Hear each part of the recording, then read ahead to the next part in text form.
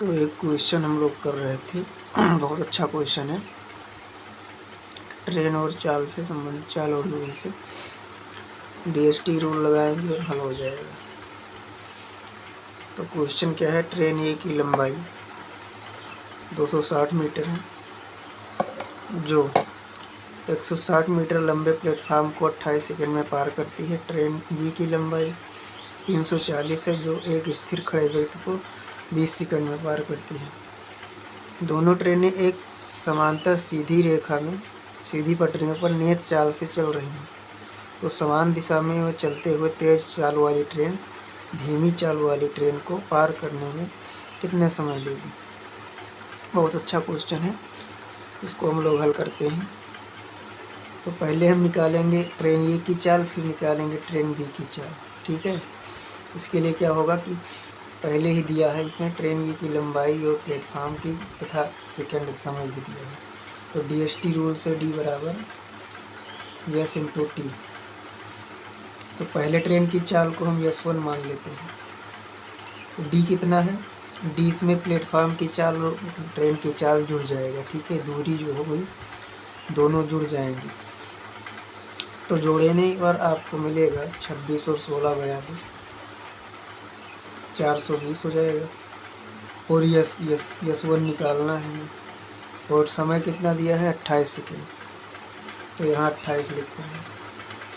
अब यस 1 बराबर क्या हो जाएगा 420/28, तो 7 चौक 28, 7 6 42, यानी 15 चौके 7, 15 मीटर पर सेकेंड आ गया। S1 कितना आ गया 15 मीटर पर सेकेंड। इसी प्रकार ट्रेन बी की चाल निकालेंगे, ये की चाल है। अब ट्रेन बी की चाल निकालेंगे। ट्रेन बी लंबाई इतने मीटर की है जो एक स्थिर खड़े व्यक्ति को, जब स्थिर खड़े व्यक्ति को पार करती है ट्रेन, तो ट्रेन केवल अपनी ही दूरी को पार करती है, केवल अपनी लंबाई को ही पार करेगी ट्रेन। ट्रेन जितनी लंबी होगी वो दूरी भी उतनी माना जाएगा स्थिर खड़े व्यक्ति में। तो ट्रेन की लंबाई कितना है 340, यस 2 निकालना है और कितने देर में पार करती है 20 सेकंड में।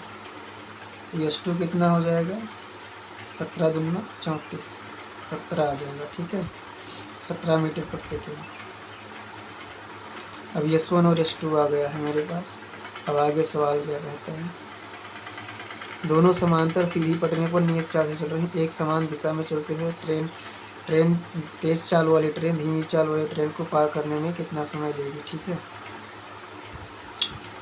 अब देखो फिर डीएसटी रूल लगाएंगे, डी बराबर यस इंटू टी। अब डीएसटी रूल लगाएंगे जब, तो यहाँ पर सापेक्ष दूरी जो होगा वो ट्रेन ए की लंबाई और ट्रेन बी की लंबाई मान ली जाएगी। ठीक है, दोनों को जोड़ देंगे। 260 ये है, ट्रेन बी की लंबाई है 340, और हमें क्या निकालना है यहाँ पर समय निकालना है। चाल क्या होगा, सापेक्ष गति क्या हो जाएगा, समान दिशा में सापेक्ष गति घटेगा। ठीक है, तो 15 17 में से 15 में 2 बड़े टी निकालना है। तो बस आंसर आ गया आपका 6 4 10 3 2 5 6 बराबर 2 इंटू टी। तो टी बराबर हो जाएगा 300 सेकेंड। आपका आंसर आ गया। ठीक है, तो इस प्रकार हम लोग 300 सेकेंड आंसर ला लें। ना समझ में आया तो कमेंट करना, बताएंगे। Thank you. क्लास को लाइक शेयर एंड सब्सक्राइब कीजिए। धन्यवाद। उसी प्रकार ये दूसरा क्वेश्चन है, सेम उसी टाइप का है, सॉल्यूशन करेंगे हम लोग। इसमें ज़्यादा नहीं करना है कुछ, इसमें दिया है, इसमें चाल दिया है पहले से। ठीक है, दो ट्रेनें ये भी समांतर पटरियों पर एक दूसरे की ओर गमन कर रही हैं। ट्रेन ए की लंबाई इतना है, इतना की चाल से चल रही है। ट्रेन बी की लंबाई इतना है, इतना की चाल से चल रही है। ट्रेन ए बी को पूरी तरह पार करने में कितना समय लेगी। ठीक है, बहुत इजी क्वेश्चन है, ये ग्रुप डी 25 में पूछा गया सवाल है, सेम क्वेश्चन पूछा गया, ठीक है। तो हम लोग क्या करेंगे, पहले ये का चाल दिया है लेकिन ये किलोमीटर प्रति घंटा में दिया है, तो मीटर पर सेकंड में बदल लेंगे। ये का चाल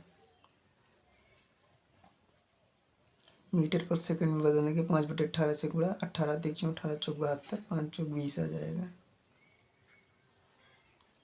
ठीक है।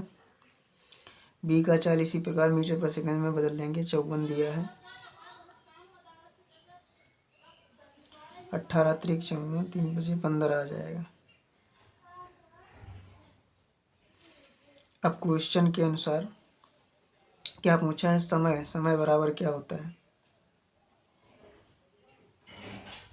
दूरी बटा चाल।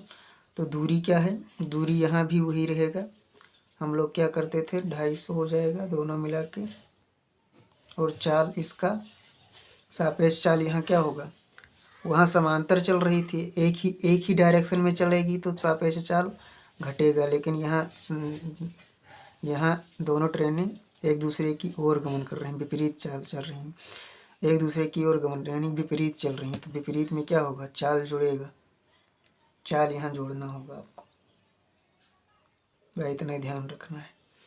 और दूरी हमेशा वही रहेगा, दोनों ट्रेन की लंबाई ही दूरी रहेगा, उसमें भी दोनों ट्रेन की लंबाई दूरी, यहाँ भी देख लीजिए, यहाँ भी दोनों ट्रेनों की लंबाई दूरी के समान माना गया है, ये दोनों ट्रेनों की लंबाई 260 340, और यहाँ भी वही। तो इसी को हल करेंगे तो आंसर आपको मिल जाएगा 5 × 7 = 35, 5 × 5 = 25, 50/7 आएगा, 7 × 7 = 49, 1 बचेगा, 10 हो जाएगा, 7 × 7 10 हो जाएगा, 20 हो जाएगा, फिर 7 7 3 10 30 हो जाएगा, 7 × 4 = 28, ठीक है। 7.414 सेकेंड हो जाएगा आंसर।